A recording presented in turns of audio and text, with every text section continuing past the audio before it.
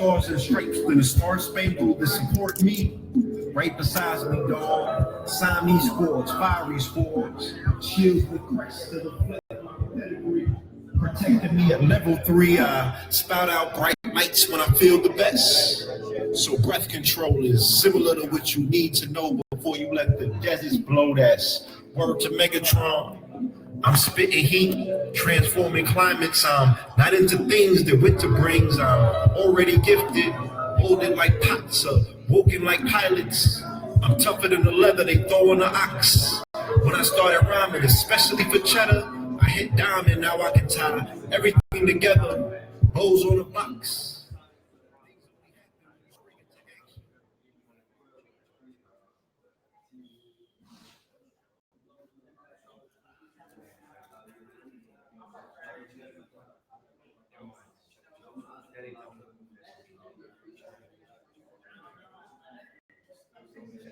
Anybody here know how to work these boards?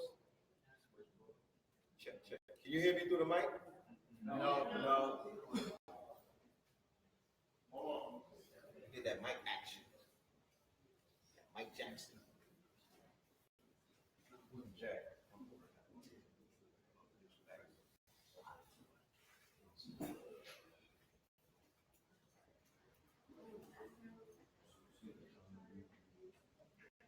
Oh yeah, you would do. Check. There you go. We got Soul Messiah in the building to help us on the sound. Please get Soul Messiah here, please. Our good brother. If you don't know, his artist goes by the name of Sarah. That is an ATLian. She's as alien as you can get, right? From Serious Beat. And she is an MC subpar, bars out of this world. Go and check her out. She got a video right now that just dropped about a month ago, right? It's on its way to 1 million. What's the name of it? Forever. And it's fire. So go and check it out, you know, especially for those of us that hate what you hear on the radio. You still be doing a Millie Rock twit, though. You know, we understand. Not that ass. We understand it takes you over. It is hypnotic, right? It's a hypnotic. You know, the music is the dope right now. The music, they talk about an opiate crisis. Well, goddamn it, it seems to be a Snapchat, a trap rap crisis too going on. It's something that they're making addictive music now. What the Future say in the documentary with Sprite. He said, I go under this trance when I do the Molly and Perks because I'm trying to make music that's as infectious as the drugs, as addictive as these drugs. These people are flirting with addiction in order to do what? Make music, because what happens if you become a fiend? And I get paid by streaming. Huh? What happens if I have to, if I make a fiend out of you in Pleasantville, America, right? But I know that you're gonna buy all my merch, and when I pull up in Boise, Idaho, you're gonna buy tickets for you, your little buddies, you know what I'm talking about? And the homies in them. Right? So I'm gonna do more addictive. I'm gonna be in the studio and I'm gonna perfect the formula. I'm gonna tweak the formula. I'm gonna do what has to be done, right? In order to do what? Give the product to the zombie or to the client or to the J. I gotta feed you. You the fiend. So to try to convince the mumble rappers to stop mumbling and stop pushing weight and stop jugging, that's gonna be impossible. That's why they tell you in a polite way, nigga, you sound crazy. What are you talking about? You know what I'm talking about? Like, are you serious? You can't stop that because you don't have anything, an option to provide us with. You don't have anything to replace the motherfucking finesse with. What you gonna give me? A deferred dream? Raisin in the sun? Huh? What are you gonna sell them? Yo, I promise you, if you stop doing that, you can be popping in 7 Nanda. Okay, I'll get you a discount card. You can go in there you can get some healthy food every now and then. Oh, you can sign up to the conscious community and you can almost lose your life in the chat rooms. You know what I'm talking about? You leave this and go into this environment. So leave the zombie state, the toxic world where the knuckle draggers reign. You dig what I'm saying? Free Rollo and shit like that, where people are living on they're not just flirting with death now, they're flirting with slavery. They're not just flirting with slavery now, they're flirting with mental health crises.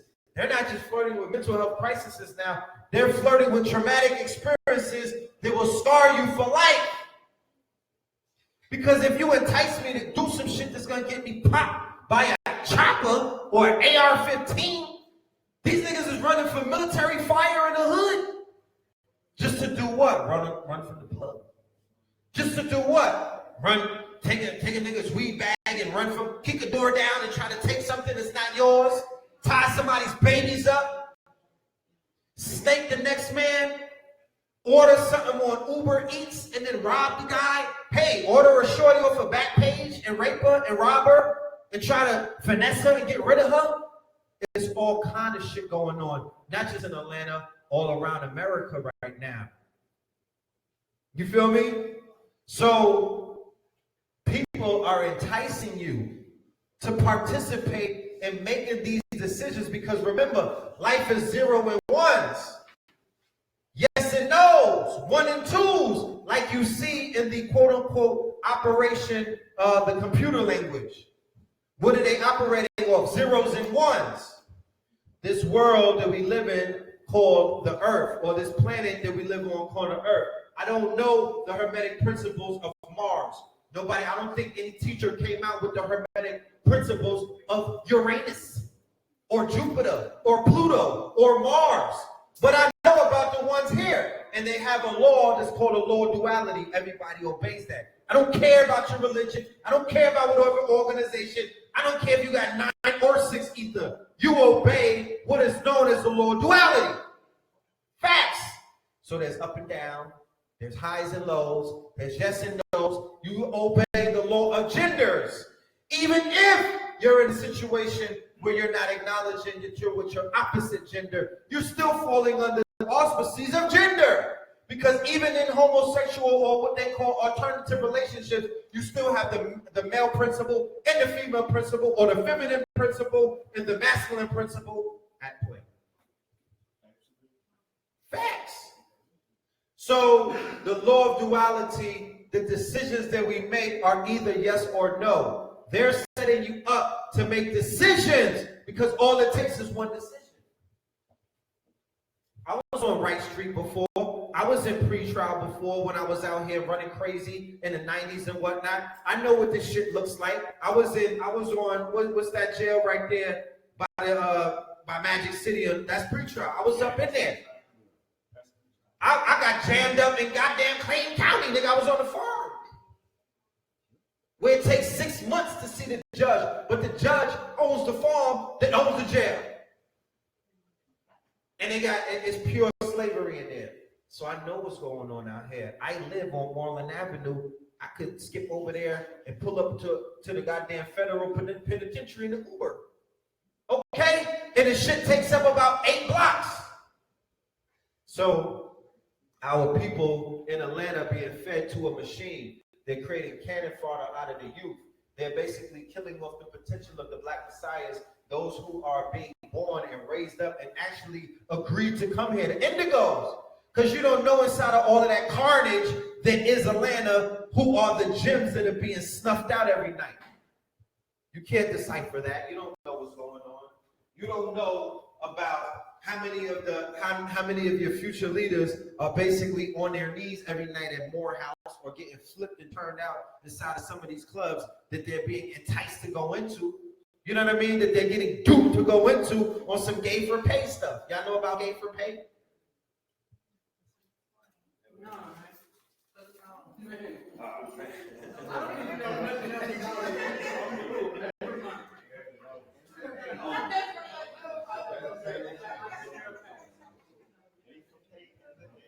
Gay for pay in the motherfucking A. All right? Hold on. clutch your pearls because we're gonna talk about some grown shit. I'm talking about. Hold on, give me 1 second. We want to move the computer. Shout out to all of my brothers and sisters on the live stream. Give them a hand, please. All right. We have family in the building online. Salute to y'all. Welcome to welcome to the day. This is your good brother. We're doing a live stream of Melanin Mondays. We're going off the top because we're not waiting for this computer to load up. You know what the computer guards told me? They said, Red Pill, it's Melanin Monday. Nigga, go off the top like you always do. Speak from your heart. You're not reading off of the computer when you do Melanin Mondays. The lecture that we did yesterday, we're going to finish it at another time. Because if it's not coming up, that means it's for a reason. Just bear with the family. You feel me? So, what they're doing, gay for pay. These young men, right? And I'm not necessarily saying young based off of the age on your ID. You could be an 80-year-old young man. You could be a 50-year-old young man because you're thinking like a minor. You're thinking like a child. Remember, children are susceptible to influence by other people. Children are impressionable. So why is it that I'm seeing 60-year-old women dyking it? Why am I seeing great-grandmothers just deciding that they want to put a rainbow weave in and chill with an AG on Pine Street? What's going on Ponce de Leon? You decided that you wanted to do certain things. Why am I seeing grown men in their 60s or in their 40s looking like teenagers with their pants down, giving off stares to young women as if they were Quavo Takeoff in My Good Guy Offset? What's going on? They're looking at women like they're the amigos. Like, I'm tripping. They're at the gas station. You know what I'm talking about? Pumping gas. Trying to sleep with younger women. Looking like teenagers. So, when you're in that mind state, you're easily impressionable. When you're listening to those only 10 songs that they loop on the radio on a constant basis, that's basically mind control. That is what programming is. There are young men out here who feel like they have to be a part of society by actually becoming gay. Gay, in the gay world, there's a reward system. There's a pay-for-gay system where these young men are being tricked on by other men if they become gay. There are situations that young men are being told, yo, they're not hiring young niggas right now. Like, you can't get a job at Starbucks unless you act gay. Did you know that? Did you know there's a policy to not hire no real niggas? There's no real niggas there's no real niggas / baristas in Starbucks. Wow. Huh?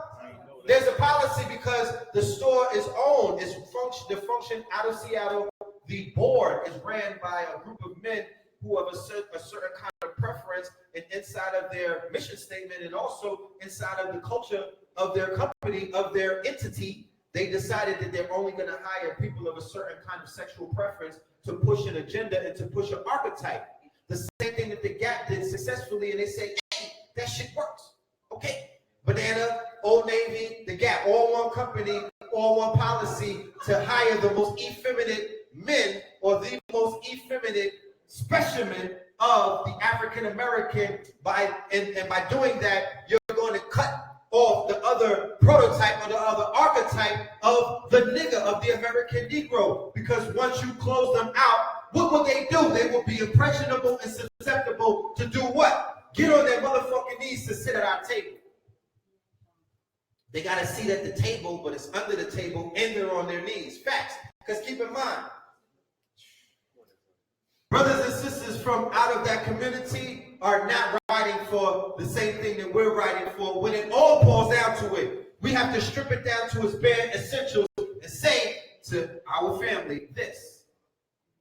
When in war, there's an edict that follows those that go to war. They get rid of a certain class of people when in war because they can't be trusted. I didn't make this up. I studied the science of war. I studied political science, and the shit reverberates throughout history every time I look at it. They get rid of the prostitutes. They get rid of the pimps.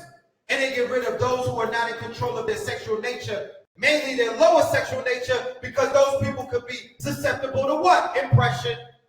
They're susceptible to their lower nature. So you have a contingency of our people who, when white people see them, they're like, oh, the niggas are not threatening. How about that? You might think that they're threatening, but they're not threatening, because the psychology is what? If we break you as a man, if we already conquered you and you're coming to us as a Roman, you're already coming to us as a Greek. You already came to us with your head in your fucking hands. You're not going to fight us. You're actually in love with our culture. Hold on. You're actually riding for our culture. Hold on. You're actually the eunuch who stands guard at the motherfucking castle in Rome or Greece, upholding our culture. You won't touch our women. You're good around them. But what do you push? Roman designers. You push Roman Catholicism. You push homosexual designers who all come out of Rome. So you push Roman designers. You push Roman lifestyle. And then when you get with the black women, you make them look Roman, because you beat their face and you put Roman wigs on them, Roman clothing on them, everything wrong. You convince them to go to Rome and sleep with white men. Am I lying? No. Is that not what they're standing for? Are they taking you to Wakanda? Are they outfitting you in the finest of African fabrics? Are they saying that we want to live an African way of life? The tenets, not the culture, not the colors, the tenets of the culture. Are they saying, yo, we want to have multiple wives and get this shit popping on multiple acres where we just build a tribe? You know what I'm saying? Just off of humping. That's the African way. What does the African man do? What is the African archetype of the African Godhead? The African Godhead got off of boats everywhere around America, and he did what? He multiplied. That's what he did. That's why we have royalty everywhere. You cannot, we claim the motherland, we claim Africa. That's the black dot. That's home base. That's our headquarters. But we took the show on the road. You find our royal families all around the world, because what was royal but our seed? There's nothing else royal but your seed. That's what builds royal families. Is it not? You got the sister trying to get married down in the UK right now, right? She met the wife, she met Prince Harry on Tinder, wherever they met, wherever y'all be, wherever the swirling takes place. You know what I'm talking about? Right after Serena, they got her out of here, she pulled up, and then she found this guy. The only reason that they're referring to as a royal is based off of the marriage. That's a ritual. They married into your royal families in the 15, 14, 13, 12, and 1100s. Some of them deboed in the 17 and the 1800s. Because keep in mind, this land, this red clay, remember, you got gold mountains. Do you know that? In North Georgia, the Blue Mountains, that was the first gold rush. Fact check, Snapple fact check. Blue, that's my Google. Blue pillar, living, breathing Google. They found gold. This was a gold rush. This is rich land. The Yazoo land there, look it up. Then I told you about all of the mounds that they excavated. They had all of the riches and all of these the stones that I'm wearing right now. These sacred stones. Okay, this vibranium around my neck. Crystal quartz, conductor of electricity. I'm able to receive downloads because I'm utilizing minerals. I'm tapped into the mineral kingdom. I'm tapped into the elemental kingdom. It is inside of me. I got gold inside of me. I got carbon inside of me. I have quartz inside of me. I got copper, silver, but I still adorn myself with it. It's not just gold. It's not just diamonds. God damn it, if niggas running around here, ice trade a game, well, God damn it, it's about 100 other different diamonds and rocks and stones. You're limiting yourself. You gotta be colorful like Tekashi, 69. That nigga got all stones in his mouth. You can laugh at him all he want. He's cooking these niggas with a magical Mexican He's tapping into the trap god of Mexico. He's cooking niggas. He's doing some kind of magic. You can laugh all you want. I said it before. Mexicans are having the best week ever in hip hop. And so are Hispanics. Salute. So, you know what I mean? Look at Cardi. She's cooking. She's doing some sort of, they showed you the picture with the little candle behind her. If you don't think that they're cutting chickens up in wild closets in the Bronx, pushing that chicken head, then you got something, you're bugged out. You don't know what's going on. You don't know. You don't understand, like we were talking earlier. Dark magic, Atlanta, ATL. This is a very dark place. There's a lot of dark magic in the A. The niggas in them strip clubs are doing dark magic every night. The sisters in the strip club, they're tapping into the dark magic. They might as well have been on Doctor Strange movie because they're the ancient one tapping into that dark force. Manifesting thought, manifesting ideas. Yo, I want to be iced out. I want the new Bentley truck. I want a mansion in Buckhead. They're in a harem. Remember, these places are magical places because sexual energy is the most powerful. The orgone energy is the most powerful energy on the planet. It's a creative energy. If you could give birth out of your yoni, out of your stomachs, please give a hand for the sister here that's with child. Please give her all props. Or in her goddesshood. The same way that she could give birth to our loftiest ideas. Yes. Yes. Salute to both of you. So the same way that we give birth to our loftiest idea, and that is a child. I want the child. I want to recreate myself. I want to tap into my godhood. God is the co-creator. I want to recreate the better part of me because your child is going to be better than you because they don't have some of the impurities and all of the imperfections they're supposed to be an upgrade to who you are through DNA. I want my child to do better than what I've done. I want my child to be more powerful than me. I wore the cross. I went through this shit. I danced at Magic City. I twerked so she doesn't have to twerk. You know what I'm saying? I hustled so he don't gotta hustle. I killed so he don't gotta kill. Huh? Pause. I'm not talking about me. You know what I mean? Yes. Yeah, you can venture back.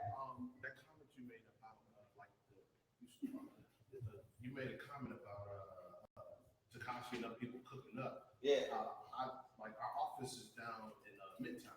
Midtown. I pick up this little magazine called Creative Loafing. It's about the arts. I know about Creative Loafing. I used to read that all the time. I flip through it, and there's like 3 white women in there, and it says the witches are back. And basically, they're like the art schools are going into the street to get female white women who are witches, and they're bringing the witchcraft into the art schools, and they're trying to merge it. I'm just like, wow. And they say black magic, and it's white women. Listen, the arts and sciences. The sciences is the magic. They showed you that in your favorite movie of all time, Black Panther. They were with his sister, and she said, "No, this is not magic. This is science." So the arts and the sciences are the magic. What they're doing in Hollywood is a mixture of magic and it's a mixture of the arts. When we start filming in this facility right here, because remember the screen, the wall is already green. We already got a green screen. When we put the footage inside of After Effects, Adobe After Effects and whatnot, we are utilizing a form of the sciences. But some people could say that's magic. You're changing environments. You're changing. You created a CGI character. You created a what? A golem. You built up an egregor, right? You consecrated something. You made an ogre out of nothing. That's why I told everybody, you play with it if you want. The evolution will be digitized. You better learn how to code. If you don't know how to code, your child should know how to code. They better learn how to digitize and build things in a 4D virtual augmented realities because that's where we're going. Don't get stuck on the quote-unquote Aquarian boat, or don't get stuck on a Piscean boat. Speaking of that 6'9", you know what I mean? Don't get stuck on a Piscean boat. jump on that Aquarian because the future is here and it's about the upgrade. If you don't realize that things are upgrading around you, then you're not paying attention to the world. Shit is downgrading and upgrading at the same damn time. You gotta identify if you're part of the upgrade. If the downgrade might look just like you. It might be your doppelganger, but you already know if it's not that frequency, if it's not the upgrade, it's the downgrade. You have to disassociate yourself from that which is not you. Okay? I almost died a walking death when niggas try to say I was like the average Negro. I do everything in my power and go at lengths to make sure when you see the God, you don't say this nigga's average. He's not one of those niggas. Because that's the death of me. If I were to ever be identified as that. Okay? I don't want to be the walking dead. And these children are walking around out here with the face tats, with the diamond chokers on. They're doing everything in their power of disassociation because they don't want to be identified with you niggas. They don't want to be average. They're like, yo, if I got to skate my way out of this shit, I don't want to be these niggas. So we're chastising them for who they decided they want to become, but they don't realize that these young men are running away. And some of these young men, they're running away from the archetype of a prototype of people or a species of us that they don't want to identify with. They're like, fuck it, I'm just going to go all savage on you niggas. I'm just a savage. I'm spraying everything. God damn it, I got tattoos on my eyelids. You know what I'm saying? I'm that savage. I'm that much against the hate you gave little infants. Fucks everyone. I'm that much against the status quo. I'm that much against the OGs who let me down. I'm that much against the men who may have molested him. Because a lot of these young men are crying out. Some of these sisters that are walking around butt naked because of the hurt that a man or a woman or somebody who are older than them, who they trusted, betrayed in them. So their display is a huge middle finger. Whatever it may be. It might be the see-through Victoria's Secret shirt that shows the areola on fleek. It might be the freakum dress and you working at Starbucks. Mom, it's the wrong time to wear that. That shit should have a curfew. Freakum dress comes with a curfew. Only comes on at 6 p.m. until, like, damn, ma, it's the daytime. You know what I'm talking about? You wearing the shit with the see-through bottoms in the daylight. You know what I'm talking about? That's only vampire clothing. You know what I'm saying? That's for motherfucking, what's my guy, Wesley Snipes? Blade. That's for Blade in them. You wear that shit at night. They're wearing nighttime, daytime clothes now. You understand? Lingerie in the daytime. Motherfucking stripper shit that comes on after the lunch special, they're wearing that in the daytime. They dressing naked at church. Is that not a big middle finger? And everybody got a horror story attached to them. So there's a rebellion going on. There's a gender war. There's a culture war. There's a war of the motherfucking ages. You know what I mean? Old against young. Light against dark. There's a war online on the internet with light-skinned team, light-skinned niggas, and the dark-skinned niggas. You know what I'm saying? There's all of these civil wars going on. We have to decide, are we going to lend all of our energy, all of our time, all of our life force to these distractions? Because right now we're sitting inside of a facility when everybody inside the echo chamber, it's millions of people inside of the echo chamber, and all they were asking for is an institution, right? You've had brothers crowdfunding for years to get institutions. You have people on 125th Street appealing to the sensitivities and the empathy of the listening audience so they could fund and open up an institution. How many square feet is inside of this building? Do you know? What is the square footage of this facility? 2,400 square feet. And the good news is it's ours. Okay? We have access to 2,400 square feet in the historically black West End. Because somebody was like, yo, I pulled up in the West End the other day. My brother, I was waiting for a brother to go on the West End Mall to get some sneakers. Yo, Red, that shit is zombie land. That shit look crazy out there, bro. Look, I couldn't even stay for 10 minutes. I was like, fam, some of the best work that I've ever done is in some of the darkest places on this planet. The plants, the vegetables, the baby inside of her womb grew in the darkness. Okay? They grow in the nighttime.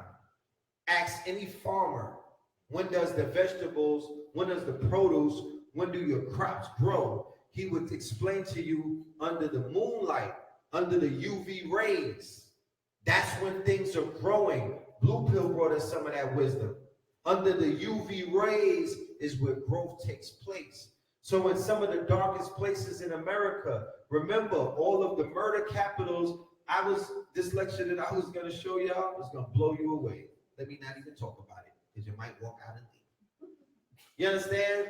But all of the places where the top 10 murder capitals of the world are all of the places that have been introduced to us where one of our young brothers and sisters were killed by the police, either in an unarmed state of manner, or the case got acquitted and thrown away when we all knew that it was murder, right? So in some of those darkest of places where Black Death is the order of the day, at an all-time high, where even the police is, because you saw what happened with the Baltimore case with the crooked cops. You thought The Wire had a final season? No, it's The Wire on all kind of heroin. It's The Wire on dog food, the shit that just got revealed in this case. They basically said we were doing everything that Denzel was doing in Training Day. Facts. And this shit is on record. So if that's the murder capital of America, is it far-fetching to say that they were the ones killing niggas? Is it far-fetched to say that some of the ops is going down in Chicago is not the motherfucking black ops? It doesn't have to be the police. It could be Blackwater. It could be Russian mercenaries. It could be people that they ordered off of the dark web. They got security teams. They got kill squads.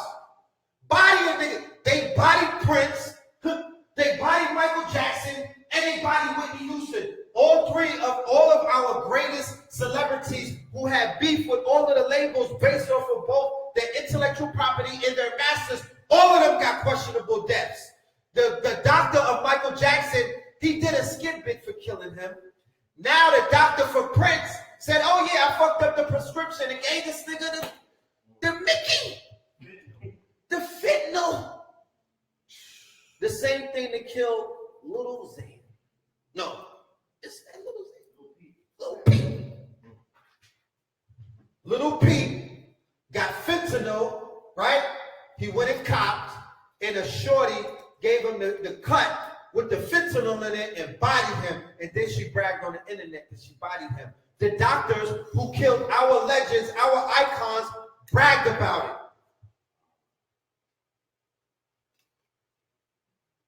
No smoke whatsoever. They didn't even get ran off of Twitter. They're walking around like Malcolm X's killers walking around, taking selfies and shit. Let's see what's my good side. Oh, there you go. Malcolm X's killer is walking around the tri-state area. For all of these niggas that act like they want to smoke and they want to revenge the Prince. His killer went and did a bid and came home. And when he was locked up, nobody could touch him. He was untouchable. He was bulletproof. For 44 years, how about that? His gun went off in the yard if need be. You know what I mean? So I don't believe our people when they say that they would kill for us. I don't believe our people when they say that they got niggas' backs and all. I don't believe you niggas because you don't have no smoke in you. You're not like the dragon off of Game of Thrones. You got no smoke in you. You know what I mean? I'm just showing you what other people are seeing, and they're weighing us against that. There's certain things that I can't even talk about because we're live streaming right now. But God damn it, how many L's is black society going to take when you put a message out to the world that you're unfuckwittable? Huh? That your goons and your goblins and your savages, all 21 of you, huh? That you put in mad work, that your chopper goes off, that you go in the Draco, you go in the Waco with the Draco, and if you catch a black in the traffic, what? Waco. Better get makeup. That's what these niggas say. But after dunk after dunk, L after L after L, strike after strike after strike, bomb after bomb after bomb after bomb, bullet after bullet after bullet after bullet. You get a motherfucking no response. You get a cricket. You get people waving signs. Calf muscle on fleek, Fitbit crashing because there's so many people marching. So many people marching, Fitbit crashed. That's all you get. So we're saying we don't participate in that.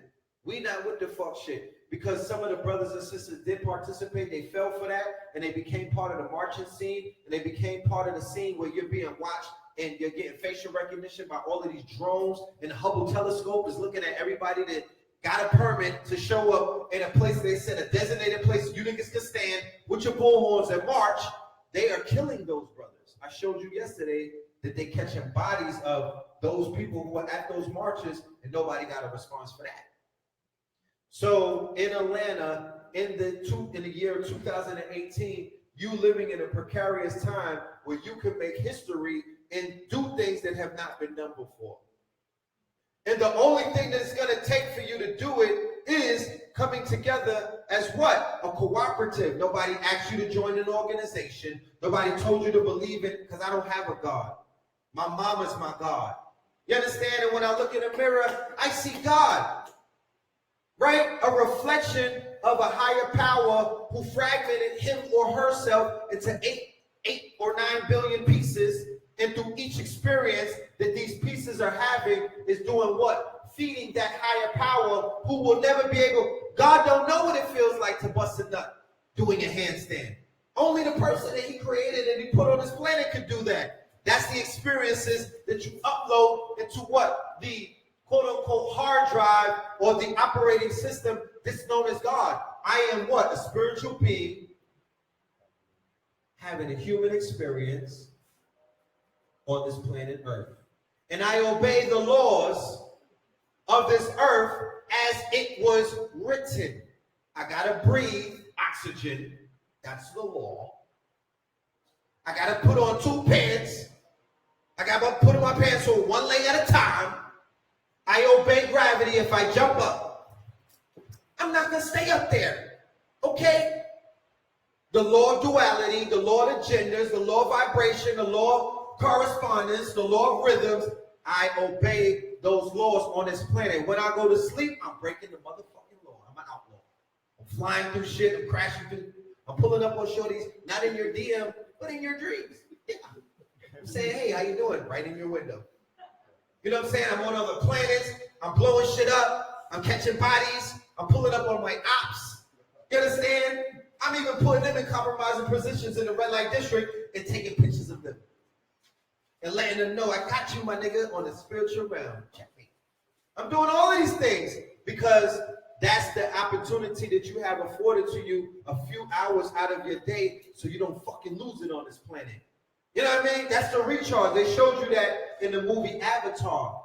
With the depiction was with the Jim Sully, who was in a wheelchair. He was cut off, right? That lower part of him was cut off and was paralyzed.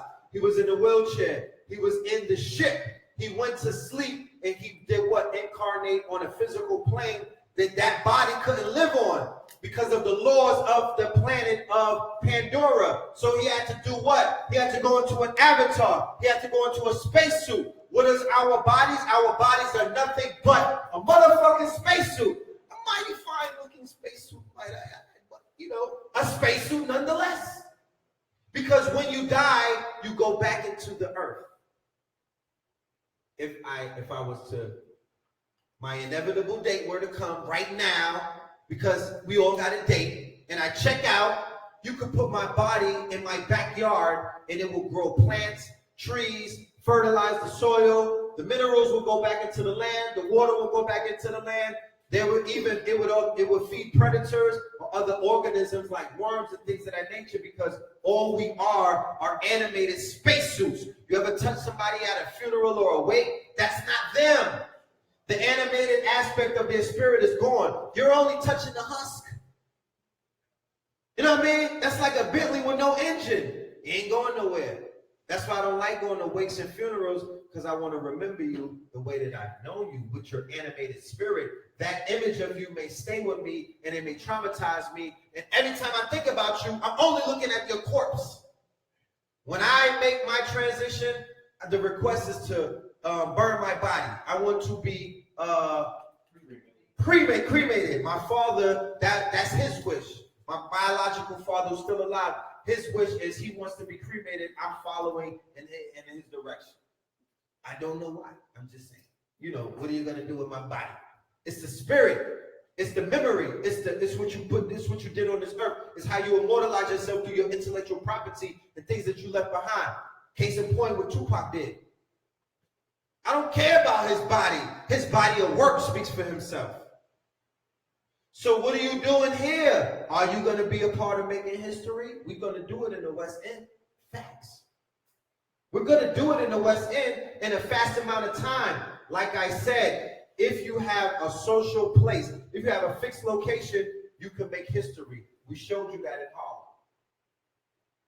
And we did more with less.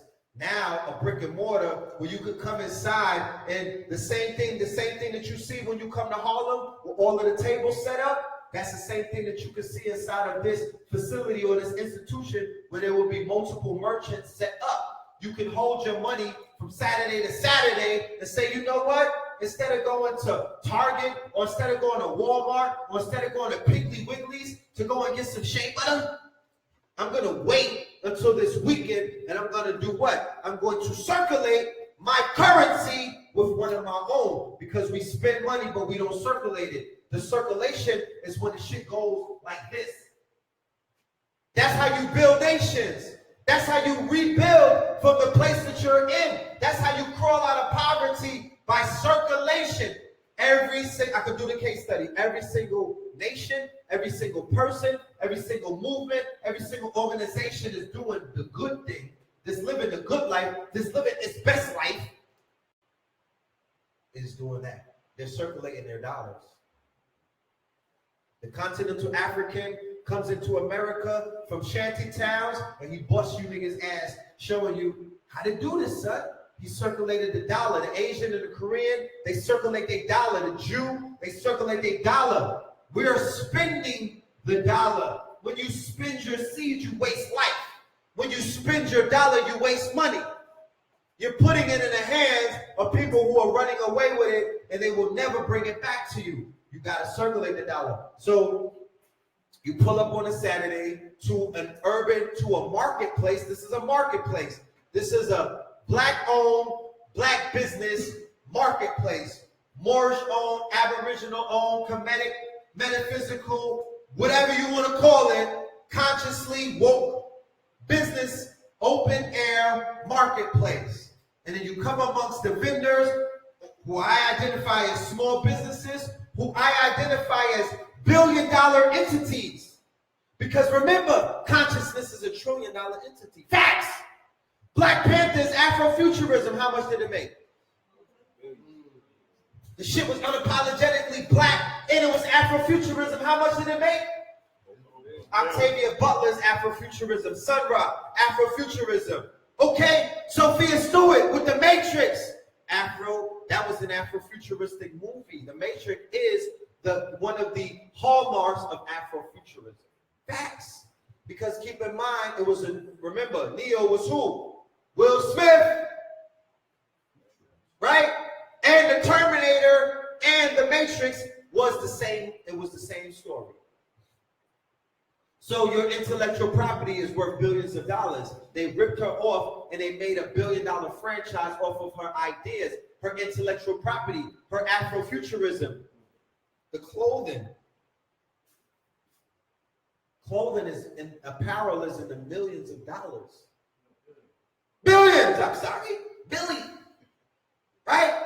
The jewelry, the fine jewelry, might I add. The stones, the sacred stones. The stones that have their own market. Do you know that? No, real talk. Are you aware that stones have their own stock market? It's called a rock market. Why? Because these shits do what they say that they're going to do. They're not like people that we know. They're not here to sell you a dream tattoo, fantasy island ass niggas.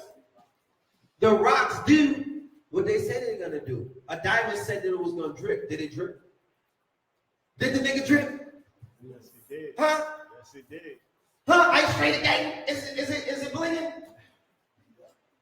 The copper said that it was gonna do what it was gonna do. It's a conductor of electricity.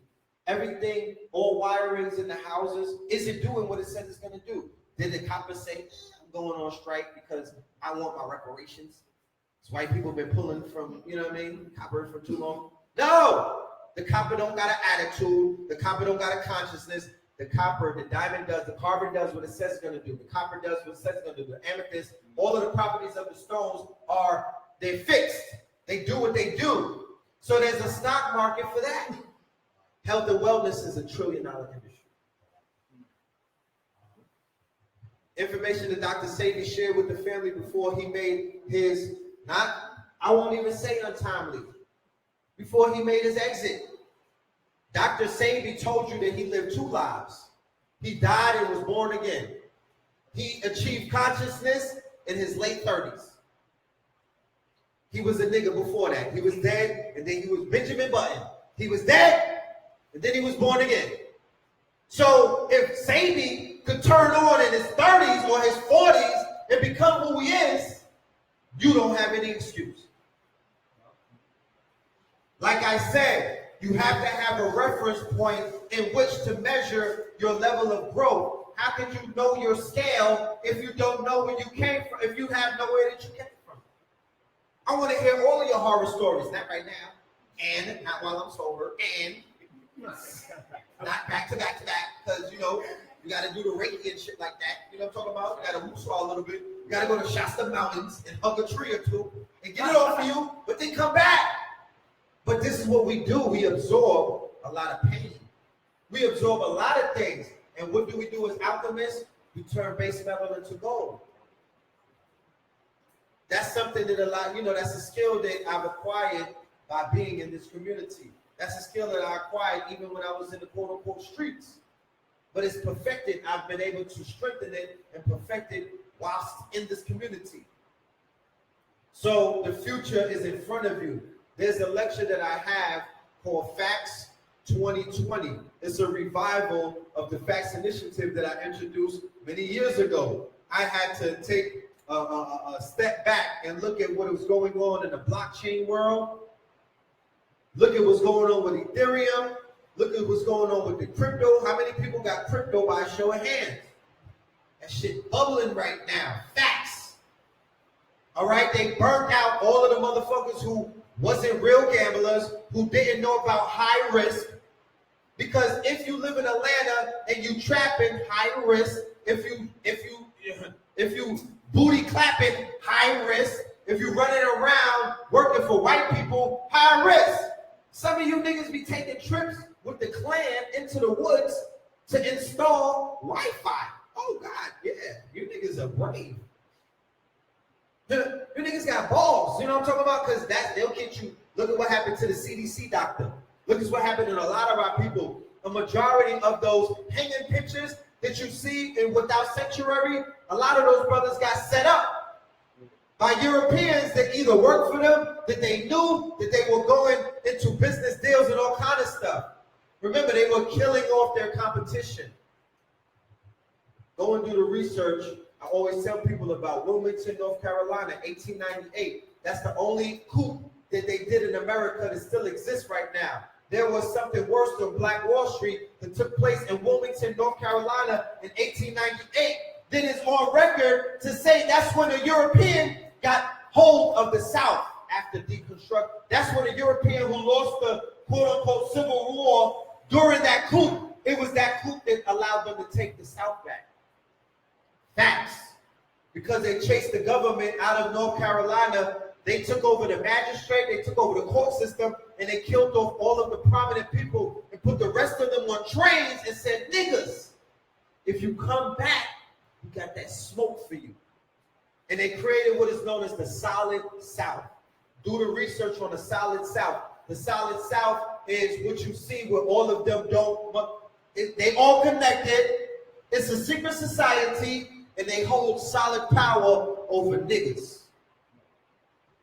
That's what happened. It's the only successful coup that still exists. There was a coup d'etat on a black wealthy to-do town in the Carolinas, right in North Carolina, called Wilmington. You familiar with Wilmington? Now when you go into the Carolinas, our people are there, but they're under a spell.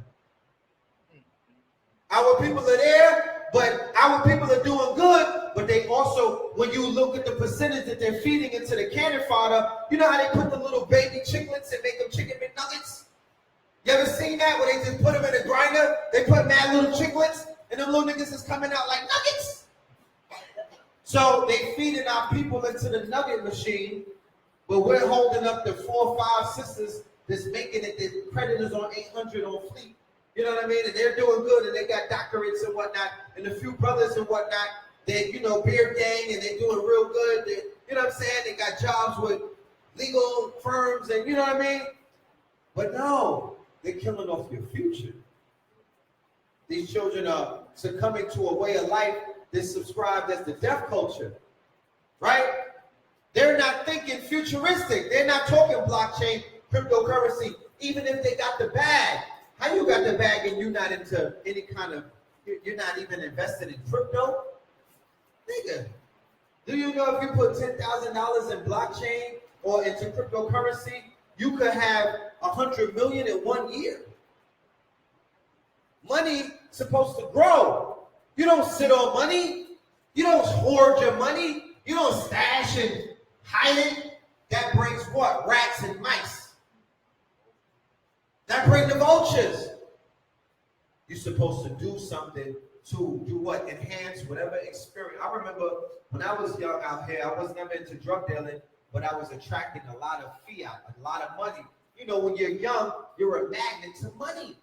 You know what I'm talking about? And then niggas wind up with midlife crises. How does that happen?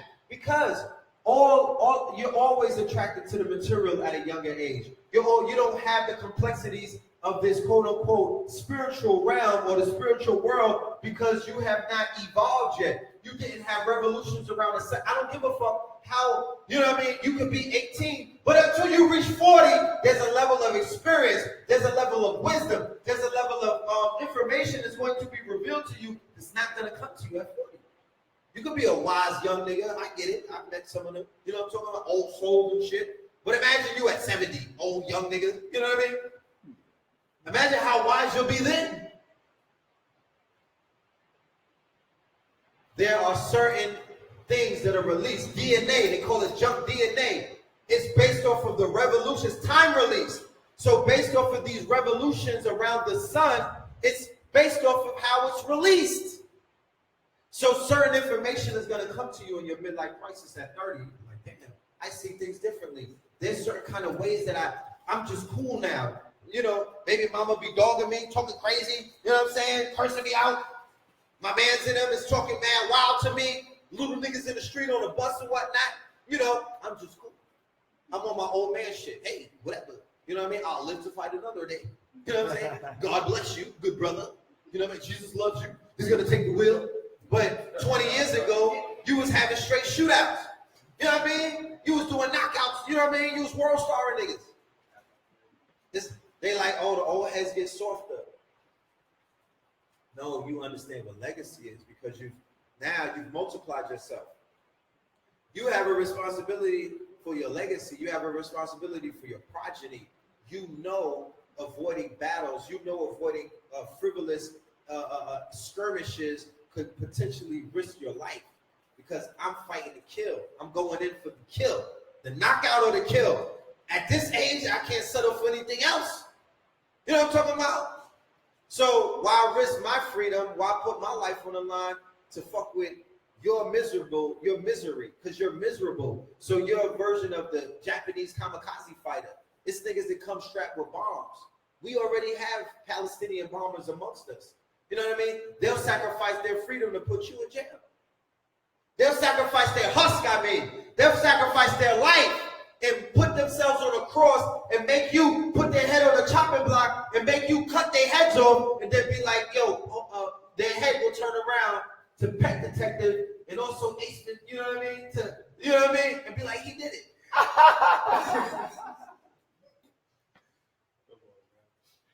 No. That's how far this demonic, malefic spirit world or these spiritual entities will encompass into a husk.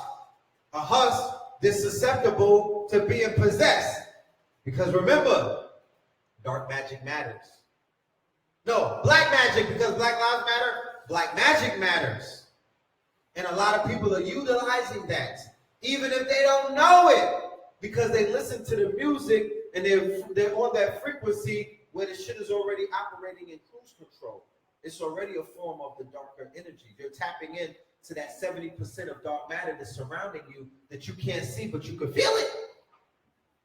You can feel it. You get on pharmacopoeia, you go ahead and get on drugs, you defocalize so you can tap even further into it. Okay? And you pull from that realm things that you want, and things that you want to happen, and people that you want to take care of, motherfuckers that you want to move out of your way, and all kind of other things. Some people take it further to where they're doing blood sacrifices.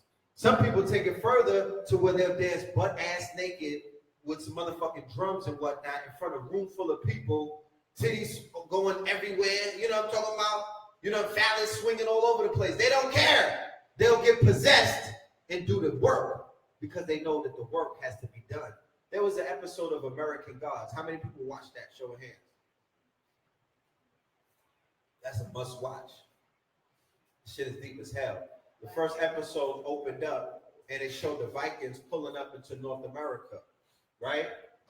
The Vikings wanted something to happen. They trying to summon their god because their ship got stuck. So they needed their god to blow air or the wind. They wanted to tap into the air element of whatnot. You know, you have the air elements. They wanted the air element to help blow the sails so they were docked. They wanted to undock themselves and get into the water. Nothing, the God did not, it didn't budge. They were lighting fires and everything, trying to call on their God. It was only when they shed blood. It was only when they made a blood sacrifice did the wind start to blow. Because their God was a God who only wanted blood and fire. Blood and fire is active principles. Once blood and fire is involved in any kind of situation, shit is moving.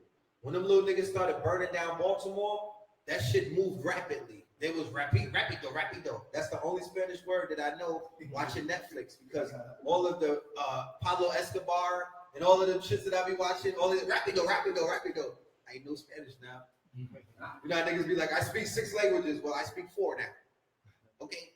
I got, I know Wakanda. I know rapido. You know what I'm saying? I know bonjour. You know what I'm saying? And I speak nigga English. Yeah. So, I mastered 4 languages. But we got to understand that, these people are feeding off of our energies. They're feeding off of our fears. They're feeding off of the attention that you give them. I'm talking about the white man, the black man, the conscious man, the unconscious man, the ratchet consciousness. You know what I'm talking about? The trappers, the rappers, all of them. We have to start to focus on what is going to work for us. What is working for us? We don't have much but each other. What works for me is when we get together. That's some of the most beautiful experiences that I can share in this conscious community. It's one of the only things that's keeping me in this goddamn community, because I can leave. Do you know that? Like, I could jump ship and, you know what I'm saying, take that position in Starbucks that they were offering me after the melee. They were like, red and blue, you could become the top barristers. We're willing to, you know what I mean? You a Hotep Jesus. You know what I'm saying? We could become full-time rappers. Real talk. We could say fuck the community and go get signed to Def Jam or whatever. And just, you know what I mean? And just be at Coachella, you know what I'm saying? Taking selfies with Becky's on niggas. and then come up with elaborate excuses why it's cool to be with the baby. Free Kanye. So, you know, we have to come together. I believe that in the audience and amongst your networks and amongst those, the people that you're going to attract with your light is the answers that we need. We need videographers, okay? We need script writers. We need interior designers. We need illustrators. We need graphic designers.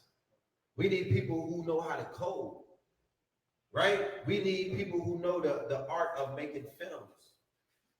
We need people who know the art of war.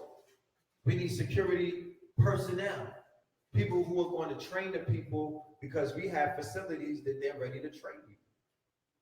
I'm talking about not regular, here's a target. No, I'm not talking about that. I'm talking about tactical training. I'm talking about security firms, people who have, they have certificates. They train with the European. They train with the Israelis to get the information, and they got it for you. Every sister that's in this room, we're in an open carry state. When I pulled up in Atlanta on Saturday, you know, everybody was waiting for people to come and pick them up. One brother had a brother pull up. This little nigga was like 4 feet 5 inches. He hopped out the whip and had 2 hammers in his pockets with the extendo. This little nigga had an extendo sticking out of one pocket and a hammer in the other pocket. And he was so cool and nonchalant that I know that this nigga had a permit. I wasn't finna ask him. I wasn't become David Hogg and be like, excuse me, I'm from Parkland. And I was just wondering if you were ready to give up your guns for the children. You know what I mean? No. He had an open carry permit. So I'm like, hold on. They let niggas just open carry out here? And we have conversations about what to do and how to do and all of this crazy fucking talk. Like, I'm in New York. That's a reality that we've never seen. We don't even know what that looks like. That shit is beyond our focal points. I saw it in Texas. I just saw it the other day out here. I saw it in Detroit with my good brother Zed out of New Era, Detroit. I pulled up at Nandi's Cafe. He had the blicky on his hip, just chilling, big dog shit. I'm like, God damn it. Is this allowed in the community? You know what I'm saying? So you'll never see the police amongst us. You're going to see the private security firms. It doesn't matter. If you could carry a gun, nigga, you don't got to be the police. My man could take care of anything, or my men and my women, they can take care of any threat and sign the same paperwork that the pigs, that some of you niggas is rolling with, can sign. The police is at war with us. So that's a no-go. And no black police that I've known has ran around and clipped. They not clipping General Butt Naked, who killed the 4 people in the Waffle House. They didn't clip the bomber in Austin. They didn't clip. They didn't slip up and just clap Zimmerman by, the gun went off by mistake. Like, you know how they kill us? And be like, my bad, we was reaching for the taser, and we hit him with the chopper. How you don't know the feeling of a trigger versus your taper? Like, stop it. So I don't even trust law enforcement that look like us, because they haven't shown us that they're ready to deputize. They haven't deputized themselves and did any work putting W's on the board for our people. And that's not to say that I'm mad at them, because some of my supporters and customers who pull up in Harlem are people who belong to law enforcement agencies. But when they finish talking to the pill, I charge them to do something to help our people be more transparent. Expose the quote-unquote white man. Expose the departments. Break the wall of silence.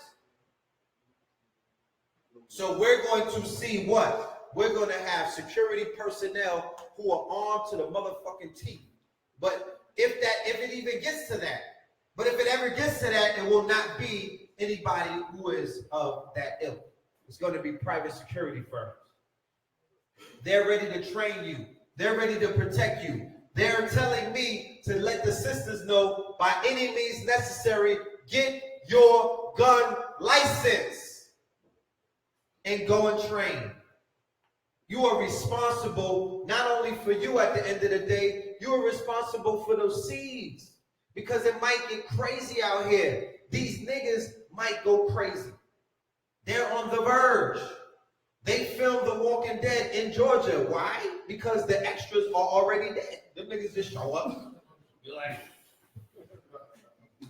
I think they just send a van on Vine Street and just be, you know how they be netting shrimp and shit? They just net niggas like, pull them to the set. No. It's wild zombies walking around this bitch, unmolested, looking for brains and all kind of other things. A lot of places that I go look just like that. We was in Kentucky, zombie. They took us on a strip that was zombied out. Blue was on the West Coast, zombied out. He was in Skid Row, the shit endless. All of the homeless people in New York, right on Lexington Ave, 20,000. But guess what? We have a facility, not this facility that we're talking about. We also have, what's the square footage of the place over down in the lofts? 4,000 square feet. I'm not going to talk about this shit. The power that we have in our hands is we are media, and we operate on multiple platforms. We're global networks. I don't got to talk about it. I just got to press record and show the family before and after. I'm not big on before because our people are so fucked up that they don't believe in, they can't see an empty space like this. They're not developed visionary-wise. They have not developed the vision to say, yo, I can see it all. So sometimes for the dream killers that are out there, they're not privy to our dreams. They're not privy to our visions. That's why I just made a call out to the people that I need. There's a team that I need to operate with to make change. One of my brothers that just walked in the building, he's part of my team right here. This is my brother 19 Keys. Please stand up. All right? Give that man a hand, please. You know, I want you to say some words when we close it out. But the team that we're going to need, if we get 10 of you, it's beautiful. If we get 100 of you, it's even more beautifuler. If we get 1,000 of you, that'll be the beautifulest thing in the world. If we get 10,000 of you, then we're going to be moving at a faster pace than we would if we had 1,000. And if we get 100,000 of you, we're going to change everything in a year. And I'm not talking about going to war. The only war that we're going to go to war with is our poverty consciousness, our lower selves, and that nigga that resides inside of all of us. That's what we're going to eradicate first. That's what we're going to straighten up first. That's what we're going to master first. Because you can't talk war with anybody else when the reason why they exist is because you're at war and you're losing to your lower self. As above, so below. All is mental. They don't exist if you niggas if you didn't fall. You know what I'm saying? They're an emanation. Guess what? When the body is cancerous, what shows up? White blood cells. When a community is cancerous, who shows up? White blood cells in Starbucks. Whole Foods, Starbucks, all of the bubs, the pubs where they drink, the breweries. It's breweries and Starbucks. When that shows up in your community, that means that their protracted war, their economic war that they've been planning and putting forth is underway in that community. They're not going to gentrify it. They're going to take it over and economically do what? Suppress the people that get under enlightenment. They're going to economically suppress the people who are residents of said community. That's how they do it. Do you know that stress kills? Do you know if they raise up the cost of living amongst the people whose wages and also your stream of income has not increased, that it's going to cause higher stress? Do you know the majority of black women are single mothers? Do you know the stress of motherhood in and of itself? So if you're in communities where the cost of living is raising exponentially and nobody is giving you a solution on how to keep up, it's going to induce stress. It's going to induce stress. You're going to compromise. You might even compromise what? Yourselves. Because you're going to be under the auspices that white men who live in these new castles that they're building in your ghettos, because they're paying $4,000 rents, you're going to say what? Because you're about security. you're about protection, and you about the bag. You're going to say it because he's going to propose it to you where? At the pub that they set up, because they set the pubs up to do what? To put your ass under the spirits, to put you in a drunken state while they whisper all of that Wakanda shit in your ear. All of that Dora Milaje shit. Okay? All of that Gary Owens shit. All of that Robin Thicke shit in your ear. All of that scandal shit to you because what? They already got the prototype. They have the talking points. They figured this shit the fuck out. Hotep, sis. Nubian Queen. You know what I'm talking about? Beloved. Yeah, they got it. They got the game. They downloaded it. The Hoteppers sold it to them. Or maybe Black Lives Matter. I don't know. But they frequent the websites. They watch all of the videos that you watch. I was on Wall Street one day. This little nigga looked like Christian Bale. He was like, yo, Red Pill, keep burning fire. I was like, what's wrong with this picture? How do you know the God? Identify yourself. He was a genuine fan. Genuine fan. The shit fucked me up. I'm like, what part of the conversation are you what? You know what I'm saying? What do you relate to, my guy? Like, what part of the talk is close to you? I don't get it, but they watching. So, cooperative economics. We're creating through the Facts 2020 initiative. We have our app is coming back. Our app is actually, is it in the store right now, Brother Blue Pill? Because it's on your phone, right? The app, is it on your phone right now? So it's in the stores? I believe so. So the app is called Know the Ledge.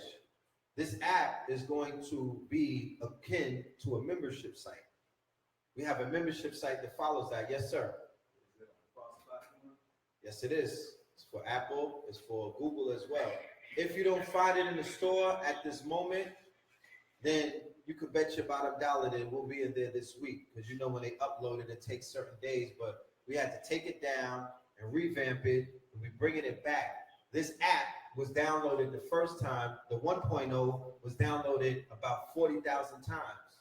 I have a goal to have 30,000 members inside of the initiative because that's the numbers that it's going to take in order for this wheel to move in the way that it has to move. 30,000 times 20 is $600,000. We're about to, me and my brothers, 19 Keys, Pop Darby, Red and the Blue, and we're also going to bring other people on. Hopefully my brother Raspy Rolls, maybe Derek Grace, brothers and sisters that are out here doing things, the new energy, the new bloods, the ones who are coming in with their eyes wide open, the ones who represent the new generation. We're getting behind these brothers and sisters. We're campaigning and going across the Chitlin circuit.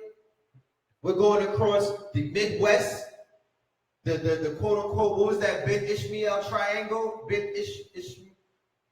What was the name of that triangle, Blue? Do you remember it? Ben Ishmael triangle? Then our ancestors, the Aboriginal ones, traveled between Chicago, Detroit, and I believe it was Indiana. You know what I'm saying? That was the same way that you travel on a Silk Road. They were doing business, they were building and doing all of that stuff. We're going to travel the same path that our ancestors traveled when they was nation building, mound building. You understand? And we're going to do these lectures, and we're going to do these seminars, and we're going to rally our people to just download the app. Just download the app. We're going to do live streams. We're going to go viral. We're going to do Breakfast Club interviews. We're going to do what it takes. If I got to come up with a new dance, if I got to do the Block Boy, we're going to get the attention of the celebrities because influencers influence millions of others. They're able to do the job of Red and the Blue and 19 and everybody else with one tweet.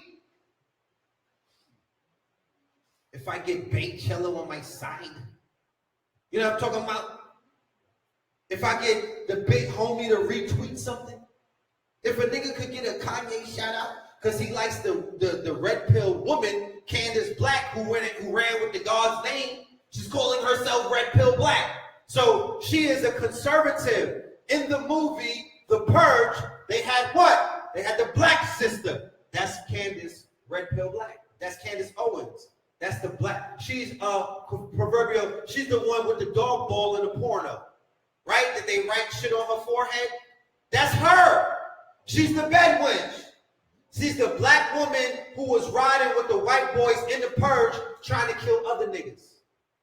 And I'm finna to eat them because she, you know, how could you take my name? Red Pill Black. No. There's only one red pillar. You gotta talk about that. But he retweeting her. He said he likes her mind state, but he don't like the red pill's mind state. He doesn't like what we're talking about. He doesn't respect the fact that we're out here nation building and doing so many other things. And he doesn't have to, but one of them will. Facts. So that's the mission. So when you see it going down, the album, the visual treatment of the album, the webisode series, everything that we're going to be doing in the very near future is going to be to attract the 30,000 members that we're going to need to have in order to change this shit overnight. We could get 30,000 in Atlanta. I could go up in Clark, I could go up in Spelman, I could go in Morehouse, I could go in all of these corridors of quote-unquote wokeness and make them conscious just with a talk. Just with a demonstration, just showing them simple math. Is it not the time? Because a year ago, I didn't have millions of potentials. There are millions of potentials that are out here right now. Remember, their walls have been primed. Like these walls are primed. You could put artwork on it. You could put shelves on it. You could put flat screens on it. You could build on them now. So the minds and the hearts of the majority of Black America in this post-Wakanda world are primed for the shit that we finna give them. For the cloth, for the talk, for the solutions. Because what did I say earlier? What is an algorithm? An algorithm is simply a solution to a problem. Understand technology and you'll understand the future. And you'll understand how they simply took all of your concepts, renamed them, rebrandished them, refurbished them, upgraded them, futuristic them, and gave it back to you, and you're functioning. You're saying cooperative economics, I'm saying susu. You're saying collaboration, I'm saying nigga link up like Voltron. They receive government from us. The long houses, they took from the Articles of Confederation. You gotta understand that they built government off of our demonstration. The Masons, the Freemasons copied the fraternal orders that we already laid it out. Them niggas was swagger jacking. They were biting our rhymes. Okay? It's not them, it's us. So we're gonna get back to who we are. I could go on for days telling you all of the fuck shit that's going on in the world, in the community, in the backyard. But what is that gonna do for us? Huh? I already showed you yesterday the mentality or the neurosis of some of the people that you're dealing with. Do you avoid toxic people or do you feed the toxicity? What do you do? By a show of hands, do you feed the toxicity? No. Or do you starve the demon? Stop. Do you give him the clean glass of water? Or do you give him the dirty, or do you keep drinking the dirty glass of water? Okay? These niggas are gonna commit suicide out here when we start doing what we really gotta do.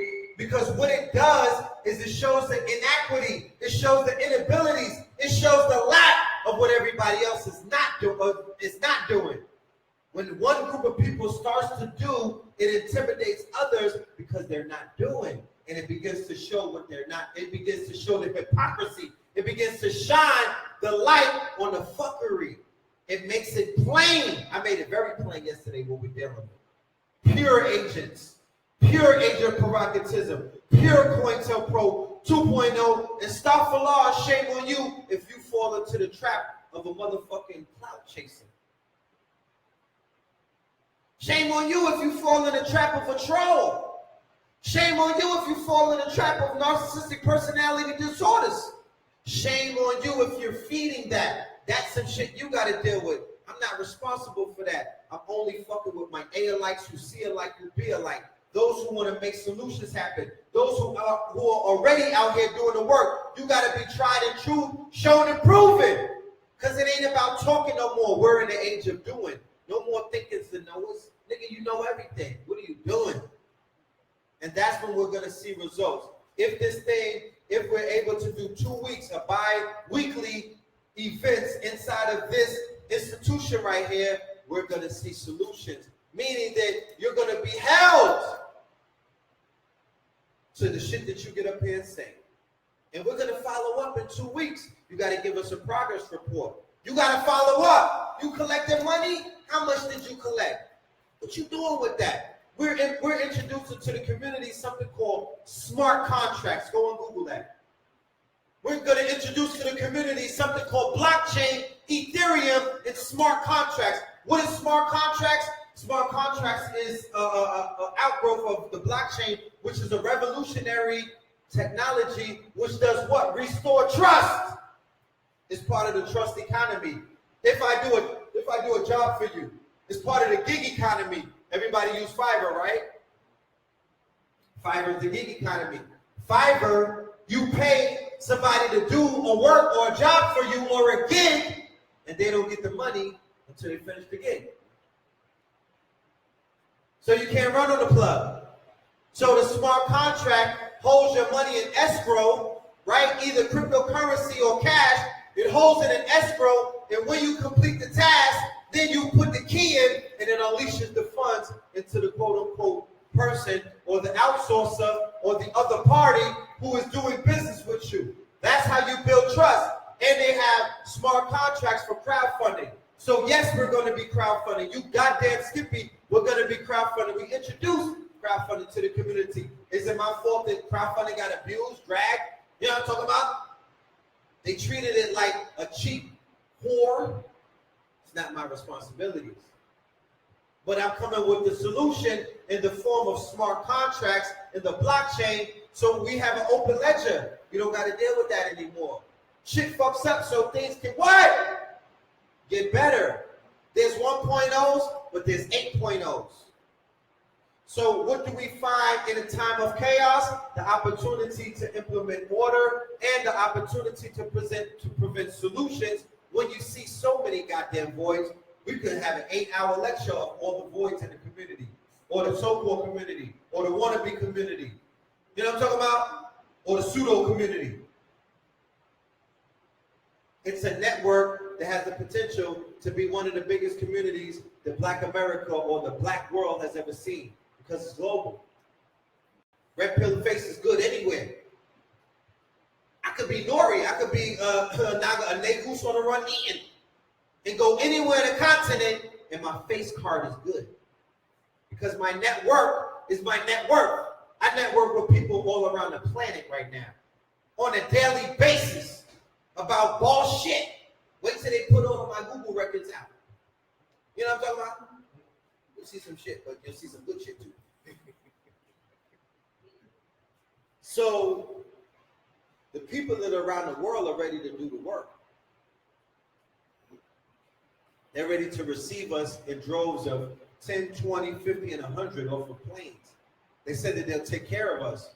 Not on some nurture, on some sitting us on their laps, where we're going to feed off of them like parasites and hosts. They're going to nurture our ideas and our concepts, and they're going to help bring them to life. They're like, yo, just come over here with them good with that cloth. Come over here with concepts. Come over here with your ideas. And I promise you, in Africa, we have manufacturing. We have countries where the whole country is a manufacturer, like China, because China is building that up in Africa. I got Africans in China that's telling me, Red, you can come over here to China with the bag, and we'll make anything that you want because we got the factories on lock. Pill. Facts. My brother does work with China. He knows the power of that. That's why Trump, with the trade war, he's trying to stop niggas' bags. He's interfering with the bag. He's trying to stop. They're obviously trying to do something inside the borders of America, because every move that he's making is to slow up the money of anybody who's not working for the corporations, that's not plugged into the slave system. The trade war the war with Amazon is fucking up all of the independent businesses. That's what we're talking about in here. This is a brick and mortar, but we make millions of dollars in click and order. We want to become a distribution center. We have a warehouse that has 4,000 square feet because we want to put silk screen machines, vinyl cutting machines, CAD cutting machines, laser cutting machines, all of this machinery. What is production? Production is life. Production is gold. If you don't produce, you're not living. You niggas is consumers. You only a customer in the what? In the presence of hustlers. If you're not producing, remember, if niggas don't produce, the woman won't produce you. You don't have enough insurance, black man, to even get procreated right now. There's a motherfucking firewall that's burning up the ancestors before they even get down to this plane. They getting clipped in midair. There's a firewall that's up that's stopping the ancestors from reincarnating. One got through. How many are not making it through? If you don't produce, your woman will not reproduce you. Case in point, remember, in Detroit, in Chicago, and everywhere where they had manufacturing, and everywhere where they had assembly lines, and everywhere where black men were working on assembly lines, what were they doing? They were manufacturing. What's another word for manufacturing? Producing. What the fuck was the result of that? Baby boom! Them niggas was getting it in. Okay?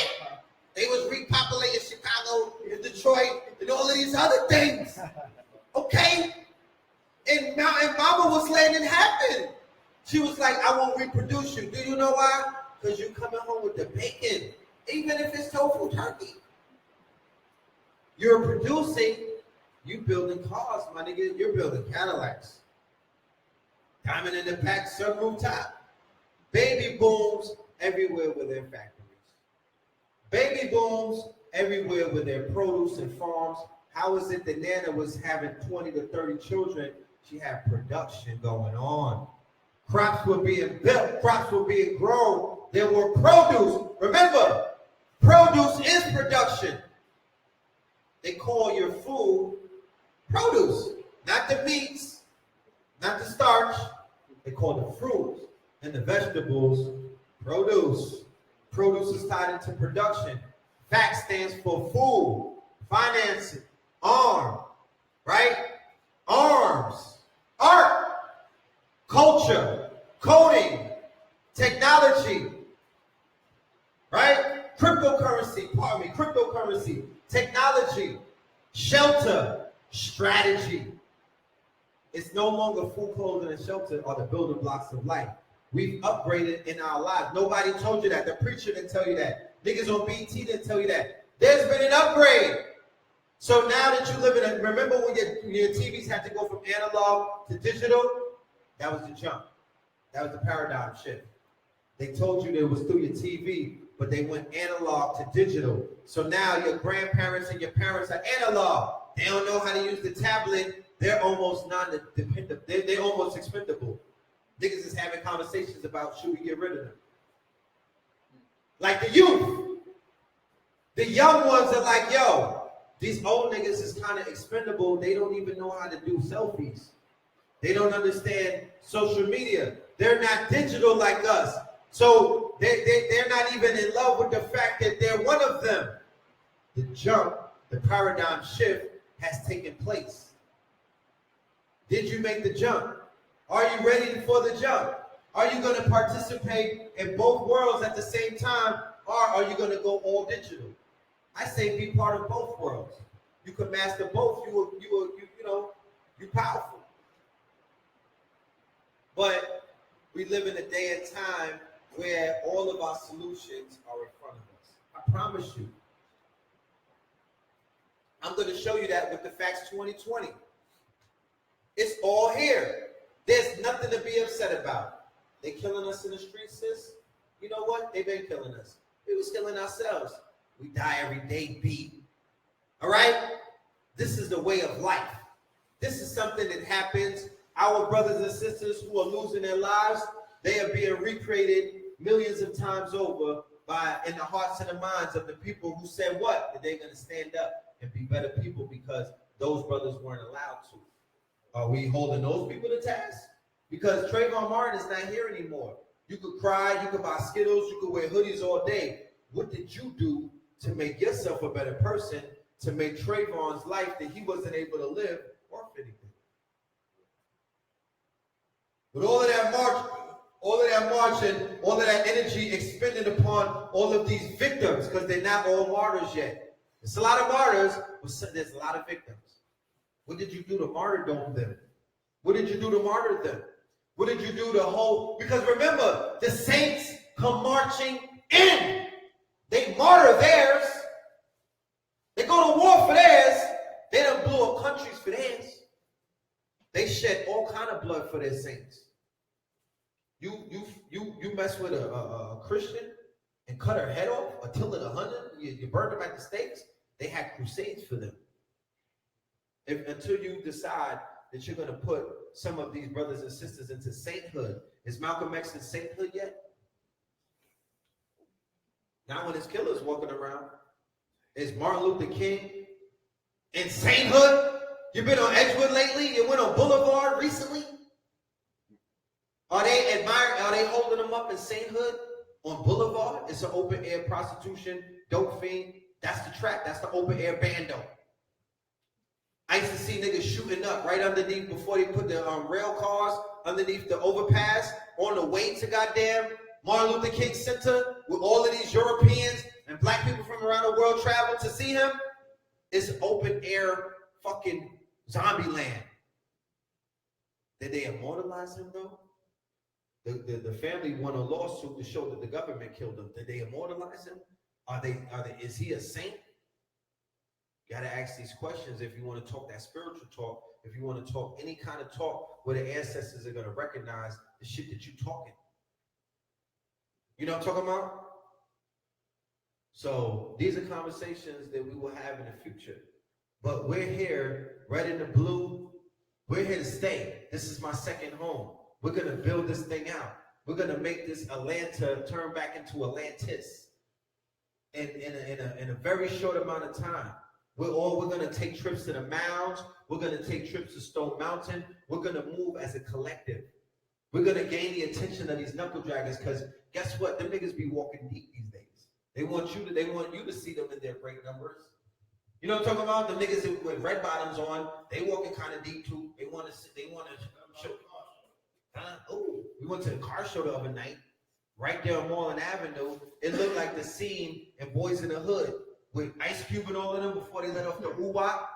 But it was brothers and sisters displaying their artistry. It was culture. One police officer was there. The shit was, remember the big ass parking lot where the DMV used to be on Moreland? Right before the drive-thru? Yeah, right before Starlight, it is a humongous parking lot. There was at least 1,000 cars in there. No violence, no ice grilling, no Hummer stunting, no acts of violence, no jealousy. Everybody celebrating the culture. Atlanta's fucking popping. This is a magical land. You can manifest anything that you want here. There has to be a demonstration of a balance. The scales are tipped so hard on the other side. When do you think the pendulum is going to swing in your favor? This is it right now. The present. The pendulum is swinging. We're here. And in the next 2 weeks, it's going to be 100 more of us. And then it's going to be 1,000 more of us. But we have to move as a cooperative. The word for tonight to study is cooperative. This is going to be a co-op. This is going to be, the people of Atlanta is going to be responsible. I'm going to give you power. Okay? The owners of it, we're going to give you power. We're going to allow you to be responsible for building up this 24, how many square feet in here? 2,400. 2,400. We're going to task you. We're going to deputize you. We're going to charge you to be responsible as a cooperative. If you go and do the Google research on it and you feel like that's not for you, don't worry. You could be in the audience. I'm not holding anything against you. But there's going to be some of you that are amongst you tonight. You're going to feel so charged up that you're going to be a part of the cooperative. And when our brothers and sisters come back in this place and we see it built out, and we see the walls have priceless art on it, and we see the flat screens, and we see that half of this thing is digitized. We got the Oculus Rift. So if any of you can't afford to go to Kemet, you just put the Google goggles on. You could go to Kemet right there. You know what I'm talking about? You could go to Kemet right here. Because if we don't utilize the technology, they're going to utilize it against us. We got to take this motherfucking bull by the horns in Taurus season. You got to ride this bull in the Taurus season. You got to grab a saw by the horns. So it's not going to be red and blue all the way in New York making things change out here. It's the sister who owns this business, this propriety, who we're going to be doing business with.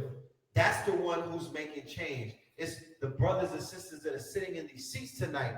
Those are the ones that are going to make the change. It's the brothers and sisters that are hearing my voice on this live stream and on YouTube when we upload it. Those are going to be the ones that are going to make the change. You can never say that you didn't hear us say that the change is now and that we're here to do the work. And we're here to continue the legacy of the shoulders of the great ones that we stand on. I can't go to sleep at night and look in the mirror knowing that Dr. Savior is looking at me, knowing that Dr. Deborah Blair is looking back at me, knowing that my grandmother and my grandfather is looking back at me, knowing that Dr. Francis Cross Wilson is looking at us and looking down on us, because in our come up, in our trajectory, in our path, we had them as guests. We had them on our show. We highlighted and we showed them and we introduced them to our audience and our platform. They introduced us to their audience and their platform. So therefore, we're connected. That's how networks work. It's called building nodes.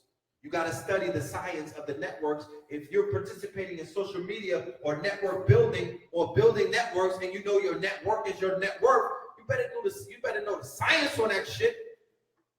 So by 1 degree of separation, you connected to God. And the God, all the goddesses and the gods around the planet. You know what I'm saying? That's the power of the times that we live in today. So how the hell do we live in such a powerful time and niggas is suffering the most that they've ever suffered? What's the blocks? What's the problems? What's the distraction? How are we going to create the algorithm to solve the problem when we identify and isolate it? I did a good job last night doing my best to try to identify and isolate some of the issues that where I saying, yo, we got some sick motherfuckers amongst us teaching us. We got sick people amongst you, hurt people hurting people. We got people with what? Not sexually transmitted diseases, spiritually transmitted diseases, and they're doing what? They're throwing it, they're spitting it back at you. It's called incubus and succubus. You got all of these parasites feeding off of you, off of the computer, where it's sucking your life force, and it's sucking your energy, and it's sucking all kind of things from you. Okay? And the shit is coming from YouTube, and it's coming from participating with some of these sick teachers. Dr. Sadie said all of them were sick. Facts. So I'm standing on those shoulders. I'm not perfect. I'm not standing up amongst you like I'm without blemishes or flaws.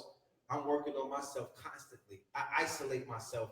I was in the motherfucking underworld in the quote-unquote winter season. I put the motherfucking, you know what I'm saying? I put the S, you know, I gave niggas the disclaimer before nigga went into the grave. Yo, I'm dying this season. You know what I'm saying? Perfect season to die.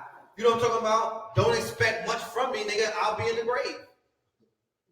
Because what happens in the winter season? Everything dies. The flowers die. I'm in New York. This shit, you know, you in the South. Like, even though y'all getting this winter because white people are on your grid, you know what I'm saying? The motherfucking White Walkers are all on your grid and they're changing the weather because wherever they go, they change, they terraform the motherfucking weather, the pattern. You blame it on Harper, blame it on white people chilling on a grid, you know what I mean? Swirling with goddesses and yin and yang on the motherfucking grid.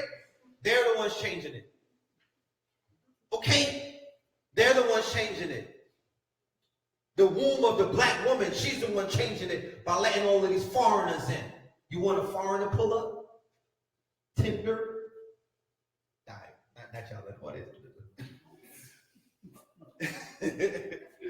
But, you know, we have to tap in to what's available. And I'm telling you, it's some powerful things available. So I want to wrap this up by saying I want to give thanks. I want my brother to close out 19 Keys.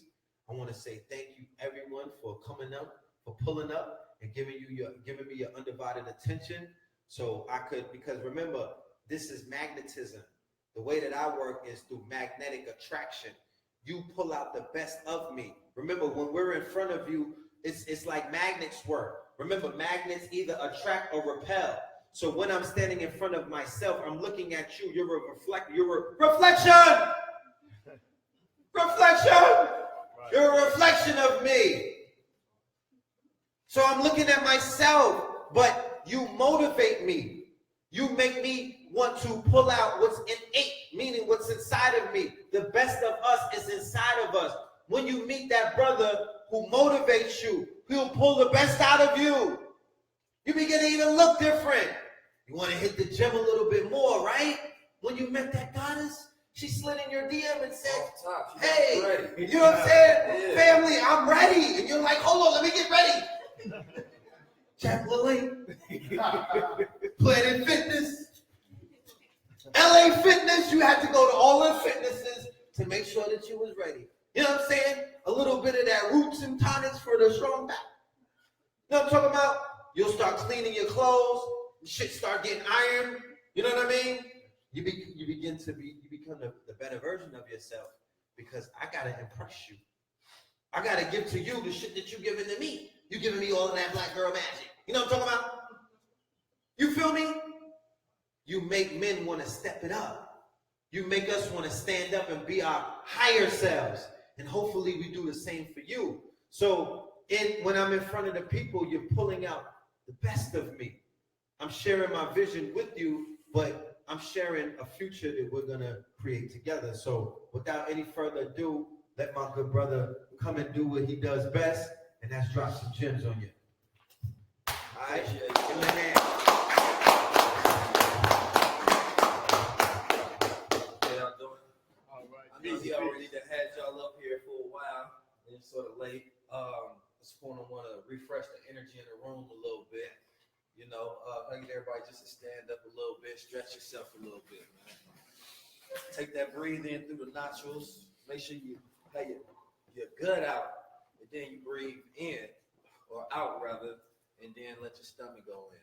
You know, get that proper inhale, let that energy take over you, so you can get some of that into that long-term memory. Facts. So you can download all of that shit that I gave you a terabyte. Yeah, I don't want it to just go in one ear, out the other, and only a few things stick.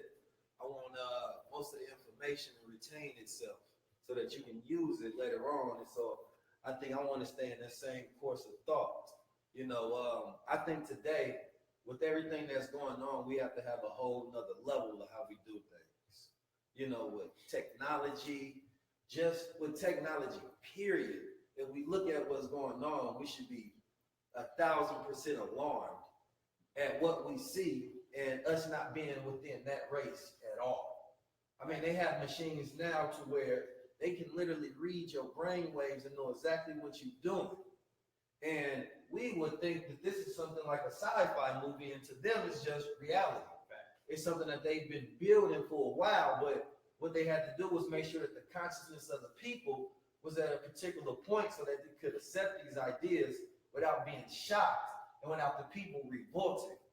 So whether you know it or not, they're using your own consciousness against you. Because the more you become aware, the less things that you weary of. If you've seen a whole Voltron machine walk down the street, it would only surprise you for a second. And then you go back to your normal daily, whatever the hell you was doing. And that's because we have become aware of more and more things. And that's the same thing with our children today. They are more conscious than we ever been at their age, just because of the sheer amount of things that they become aware of. So when I ask people to stand up and things of that nature, I'm thinking in more of my quantum consciousness. When you talk about changing the patterns of something, if you look at water, water is one of the most diverse elements. It can exist in different states, but it keeps and maintains the same property when you change water from steam to solids you know, ICE, and then there's another one called the exclusion zone. And then there's other forms of water as well when we talk about the universe and things of that nature. It's why things float. So when you look at that, is it retains the same exact properties, but all it does is shift and change a little bit. And then it's able to go into a whole and different state. So when you were sitting down, you were in a different state. When you sit down, it reminds you of that classroom state where there's someone over you and they're speaking to you, and that's how you learn to transmit information. You let sit down and then you let your body go here. When we was in FOI class when I was younger, we had to have our feet at a 45-degree angle to have our mind pivoted right directly so we can have things enter our psyche so that we can take and develop these things. Now it's important that our mind get to this level to where this is just a subconscious understanding, because we now don't have the ability to even think about all of these things at once. When you have these different, like they got the 5G phones coming up and really have us on the grids and really microwaving our thought processes to where we become sort of consciously autistic in the thought process, to where we are not really fully functioning at the capacity that we should, and that's because we're not able to retain all of our faculties of thought. And when we believe that, it used to be, I believe that, you know, people, I think, back in the day could retain more thought when they read. But now, we don't, our minds are trying to process so many things at once, it's discarding more information and more information. Like, you don't need this for decision making. So when you hear a speech or you hear somebody speaking, it's only going to retain so much information that it tries to use so that you can become a more logical or better decision maker. So if I read something a long time ago and the brother trying to debate me on something, like, I understood it when I understood it, and I grasped that truth and I kept that for my decision making process, but not to debate you, so that that information is not at the prefrontal cortex of my mind. And so when I think about where Black people need to be today, is we need to have a quantum consciousness. 19 keys comes from understanding the micro to the macro, the 1 to the 9. And even when you add 1 to 9, you get to 10, so you develop a comprehensive understanding. So what's below, so above, the yin, the yang, everything has an opposite effect. There's no divine feminine without the divine masculine, like the sister Soleil said yesterday. And I thought that was a beautiful thought process and a beautiful thought pattern that she brought into the room. So when we talk about things like synchronicity and people being able to become aware of what we would seemingly think as meaningless coincidences, we now have the ability to find the meaning in those things to let us know that we're on the right path, or we can develop whatever we're trying to manifest within our reality field.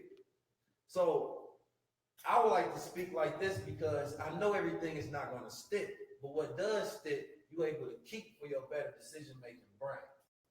So you all can sit down now. We can change states again. I'm not going to keep you that much longer, but I do want to speak on solutions, because I'm heavy into what we observe is what we become and what we curate. We are literally our own manifestors of everything. As soon as you close your eyes, right now, you're in a whole different dimension. And we all close our eyes in here, there's no color on the wall anymore. The color only exists because we perceiving it, we observing it, we curating it, we manifesting it. This is the laws of physics, the laws of science, the laws of nature. So when you think about having a collective thought, it's important to get all people's mind on the same thing, because that's what we manifest. So it's important to always have one person who teaches you about the root of the problem, the seed of the problem, and then another person teaches you how to create that solution. So now that we understand that, okay, food's a GMO, are you going to complain to your farmer and say, let me get a different fruit? No, you got the whole basket, the whole tree is no good. So now you have to understand, how do you cultivate, how do you find those original seeds? We've seen on the Business Insider that the fruit that we eat today is not even the same that our ancient ancestors used to eat, even if it's organic. We still don't even have access to the same food to feed our body. So can we really even tap into that same state of consciousness? And that's what I think about. But when we talk about solutions in this new paradigm, he brought up a lot of key things. And some of them was about cryptocurrency space. Some was about creating trust, because I think that's wholly what we lack as a community of people is trust. Yeah, we gotta build it. Which is why we can't build anything. You know, trust is that thrust that moves us forward. And if we don't have it, then it's no us, you know, because that's what you find in trust. We have to have a trust to be able to bank with each other. Yes. You know, but if we don't have that, then we find ourselves bankrupt.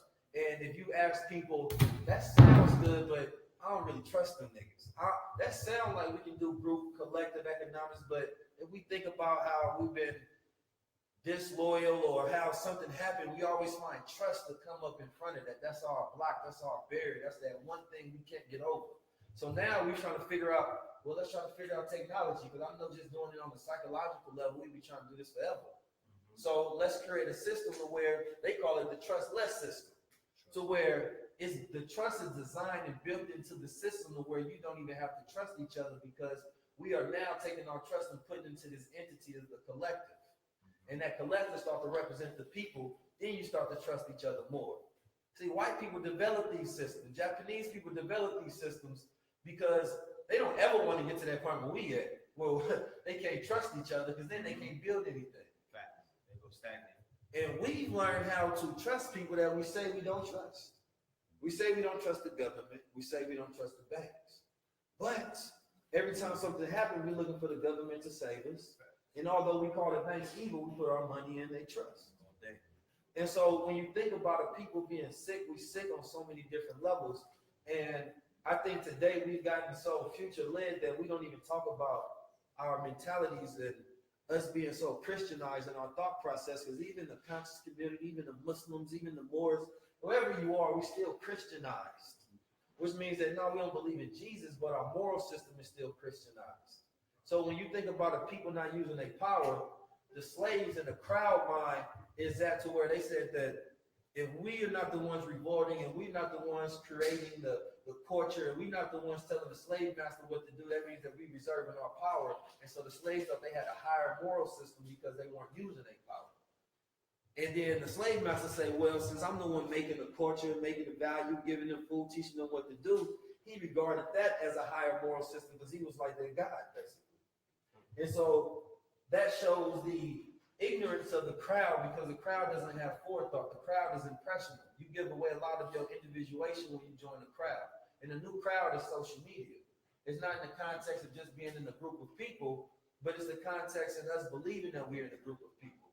And the people, the new environment, because the environment is stronger than nature, is social media. That's where we spend a lot of our time. The average person spends 5 hours a day on social media. That's a lot of attention, a lot of energy, a lot of things that you mirror, whether you know it or not. So you now have to shift these things. When you know a new paradigm come in, that's when you start to see new words come in, because words are worlds. This is what we vibrate into existence.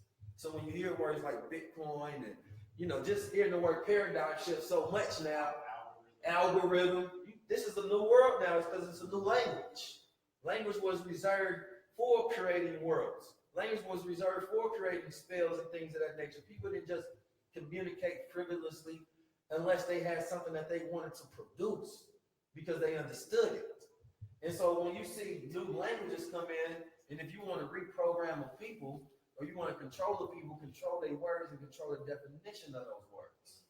And so when I think about black people, is the thing when you think about slavery, and when they wanted to change our minds, take our beliefs, language, all that up, they programmed a certain language. They didn't give us the whole thing. We all speak English, but we don't know the entire vocabulary, the entire diction of it. We know wholly, a lot of us know just the ones that keep us and make us better slaves. Controls our radius and pattern of thinking. So even the reason that a lot of black people are late, or a lot of black people can't save money, is because English is a future tense language, which means when we think about the future, we're thinking of it being forward, and we disconnect it from the present. So we'll say that I will save money, or the Chinese, if you ever hear them speaking, it sounds like broken English, they say I'm saved. And you think like they don't understand English. No, they don't have words for the future. It's not a future tense society. So when they do studies about economics, they find that countries that doesn't have future tense words are able to save more because they connect the present now. So when we think about controlling the future, and we think about changing things, we always think about it, oh, that's somewhere forward in the future somewhere. Even when we talk about the future, we lean forward. There's societies where they talk about the future and they regard it as being behind us, so they lean backwards. So this literally controls the way we think and the way we move as a people and as a crowd. And when we think about our problems, it hate to have to hit it on so many barriers, but we have to because that's where we at. We got 1,000 walls in front of us, but they know that we that strong that it's like putting 1,000 walls in front of Hawk. It's like, damn, we got to build another 1,000. Eventually, he gonna get through this one. And so we, those people, when we get angry, you see that we start to break down barriers. So they build another one, and another one, and another one. The problem with that is we focusing on breaking down this barrier instead of controlling ourselves, instead of building our own buildings, instead of building our own dreams. So I'm not into the Black Lives Matter 0%. So I had created the Black Dreams Matter because it represents the black and brown person while we alive instead of when we dead. Because Black Lives Matter was really a capitalization of the death, you know. And the only time that they raised importance and awareness towards black people was when the death occurred. And so the only time that we really rallied was out of fear, you know. And so he already talked about fear of the Black planet. So I wanted to get completely rid of that. And I started to think about, if you want to manifest the future, first you have to implant the idea into the people so that they can manifest it. So when we see the grim, ugly reality of where we are today, but what is the future of something that we actually want to build look like? It looked like, for one, we don't even have mosques and churches anymore because the people become the mosques and churches. Every time you talk to your brother, it's like going to the mosque. It's like, damn, he just gave me some soul food. You know what I mean? Every time you talk to someone, it's like going to a university. You know what I mean? Because he's that knowledgeable, so we get to learn from each other. That's the God. That's the God. You know what I mean? The hospitals no longer have these ways of giving us medicine only to make us sick, but they have homeopathic methods with technology to build signals into our DNA to cure us. But we don't think about building a future that looks like what we want because we're busy trying to get past these barriers in front of us every time we get angry. We just get hawkish. And when you get angry, the blood rushes from here and it goes into your stomach. So we can't think straight. So if people want to keep you angry, want to keep you fearful, and all these things are happening as a stimuli all at once. So reprogramming the people looks like reprogramming their language, reprogramming their faith and their beliefs, because in our beliefs and our faith are these rituals that make us unsuccessful and slave-like. So right here in y'all backyard, y'all got brothers like Jay Morrison, who's building something phenomenal. And I look at things of that nature, and I say that, you know, for a long time we've complained about not having systems like that, but we don't highlight that even more.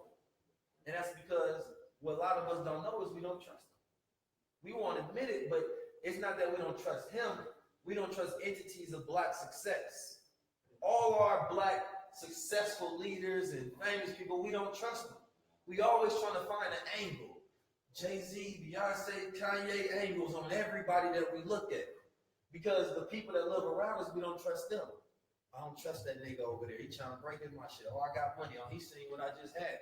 You flash into the same person that you don't trust, thinking that he might end up killing you. So we got these sick barriers in front of us that we've created, and I believe one way that we can start to get past this is you need a lot of energy to get past this. So the point of all our leaders, Muhammad, Moses, Malcolm X, or Marcus Garvey, Noble Drew Ali, is to give black people enlightenment.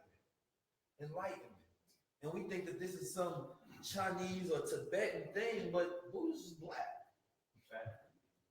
And so when you think about enlightenment, it's talking about taking energy and having it within the mind so you can use the highest faculties of the mind. You can't have synchronicity if you don't have energy within the mind, because you're not going to have enough energy to be aware of those things that you're distracted from. So it's about, for me, living an energy asset lifestyle. So if I had this conversation with you, right, and the reason you understand my language is because these vibrations that I'm speaking, you have the same receptivity and programming of English. And if I speak it to you and I'm speaking something positive, then it should give you energy because it's going to give you knowledge. Knowledge is energy for the mind. So when you leave here, that was an asset for you because you got more from listening than it took from listening because it takes energy to listen. So if you eat a Dorito or you eat an organic apple, one is a liability, one is an asset. One, when you eat, is going to break down inside your stomach the energy that the light gave it through photosynthesis so that you can use it so it can become your new cells in your body and give you energy for the mind. If you having sex with somebody and you just fucking and you're not doing it to get the kundalini out of it so that you can have that orgasm within the mind, it becomes a liability to your energy rather than an asset. If you're putting your money into something and you're spending it just on shoes rather than some investment, it's a liability than an asset. So if you start to regard everything that you do in life like, damn, is this an energy asset or energy liability? Then you start getting like a person. Then you ask yourself, because you have more energy to think about these things, am I even enlightened? Then you start to notice other people that's enlightened around you. Then you want to be around people who are enlightened, because whether you know it or not, if you're around somebody that has a low energy, it affects you on a scientific level, because we water, and each person gives off infrared energy, and water is actually energized by infrared energy. That's part of the exclusion, so I don't have time to go into that. That when you sit next to a person, they have the ability to energize you just by being in their company. And so when you think about assets, liabilities, it ain't just financial terms. This goes into how we should live our lives as enlightened individuals. Wealth starts in the mind. So you have to start saying, nah, I'm not, and then when it becomes subconscious to be like, damn, is that a liability or asset? Should I talk to her? She got assets, but she might not be an asset. You know what I'm saying? That's the difference.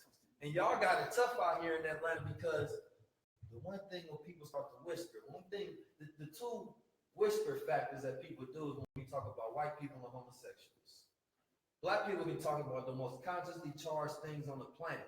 When you get to talk about white people, it's like, man, you saying stuff to white people. You get to talk about gay people, it's like, yeah, well, why did you whisper? That's fear. Yeah. Anything that strikes fear, so I'm like, wait a minute.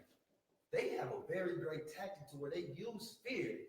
And they say that because you fear us, which is homophobia, that now we're going to leverage our power of how we created this organization to say that you better apologize.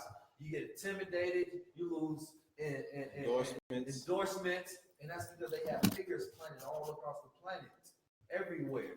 So now when you say something, you become fearful. If you didn't have that fear of homophobia, you do now. So they use fear against you to leverage their power to make change, but black people don't do that because we believe that our highest moral system is not having you fear us, but having you love us. And nowhere on the planet where people want to win a war is they trying to do it through fighting the love, because that's a liability, because it takes a lot more energy to get somebody to love you than get somebody to fear you, to be honest. You know, so I want to do this documentary called Solutions. I don't want to, I do this documentary called Solutions. We're going to change it up. We're going to get in the present. So it's about really highlighting all the solutions, going to all the paradigm shifters like red pill and blue pill, and who's ever doing anything can really engage in just that conversation about the solution, so we can highlight that, because we've got a million DVDs about the problems, and we know it so well that we get so much energy to it that we actually manifest it more. Yes. And so I want to do it to where people can go to this, either just a documentary or a docu-series, and be like, they can pick whichever solution that they want to start occupying in their respective cities or neighborhoods. And so that be the one thing that we focus on only. Not only because you still have to be aware of the issues, but more so when we start putting our resources in things instead of putting our resources into the problem. We spend $1.5 trillion in liabilities a year, and the result is because we don't own anything, so we know those are liabilities. Facts. And so I don't want to take any more of your time. Just make sure you tap in. And where can they find Energy Asset Lifestyle 19_keys. That's where you can unlock the mind. No doubt. Get that man a hand, please. Like I say, look out for the upcoming dates. We're going to be hitting the road. We're going to be bringing a solution to many different black cities and towns. They already want us to do Fear of a Black Planet in 4 different states. They were only waiting to see what this was going to do with the grip. But I would feel super guilty if I held y'all here any longer. It's wild late. You know what I'm talking about? I know that people have lives and things that they have to do, you know, and we'll be back. You know what I'm saying? I have my email. By sure, did anybody not leave their email? Does not leave? I don't have their email. Okay, you and you. All right, make sure before y'all leave, I get your email We're gonna take a group shot as well before we all leave so we can capture this moment. I'll be back in a few weeks. Blue Pill will be out here. We'll be doing a lot more stuff. Make sure y'all get on our social media so you're aware of the upcoming workshops and the events, live streams, and things of that nature. Red Pillar / Patreon for all of the brothers and sisters that want to, invest in the dream or the endeavors and whatnot, because that's definitely what it's going to take. And like I said, we're going to be putting together the Facts 2020. We'll keep you abreast of that. The part 2 that didn't come up, that will be emailed to you in video form along with the PDF, so for a study guide. So make sure we have that email, and we're going to send an album that you are listening to, the double album as well, for being part of, for being legends, for being who you are, for being with us to midnight. Because I hope none of you niggas turn into gremlins. No, I'm just playing. I'm not going to put no water on nobody's back. No, I'm just playing. I'm just saying, it's been fun. The future is bright. The now is even brighter. You feel me? And we got work to do. So I, it wasn't a lot of information. Let's just keep it real. It wasn't a lot tonight because I didn't get into that computer. We was just going in. But there's a lot of information out there. You got a lot yesterday. You got a lot today. Me and 19 gave y'all some food, some gems. Let it download. We don't want to overbear you. Let that shit download. Some of it might be buffering. But, just focus. Go home. Go into a quiet place. Meditate.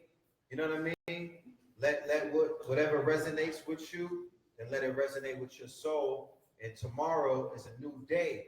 But I never want to leave the family with any information that's not applicable and that you can't use. So the brother brought some applicable information. It's applicable. And like I said, this is applicable because this is the now, and this is a 2,400 square foot facility. And like I said, we have a 4,000 square foot facility, and we want to fill that up with manufacturing. We want to fill that up with machines. You know that show, How It's Done? Yeah, I want to be that guy. Okay? We want to fill it up with creatives. We want to fill it up with people who are here to do the work.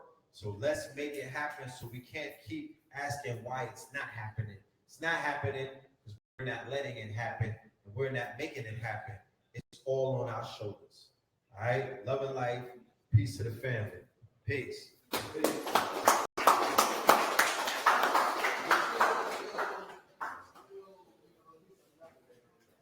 Oh, and please pick up a shirt or two before you leave. I don't want to bring nothing back to New York with me. We got a sale going on, matter of fact. How about that?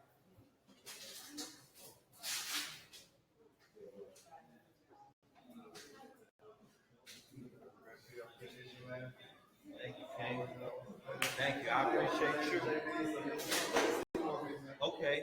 Thank you, King. I'm a teacher too. Oh, you are? Of course, on the health nutrition side. Okay. Teacher's a teacher. You know what I mean? Health as well.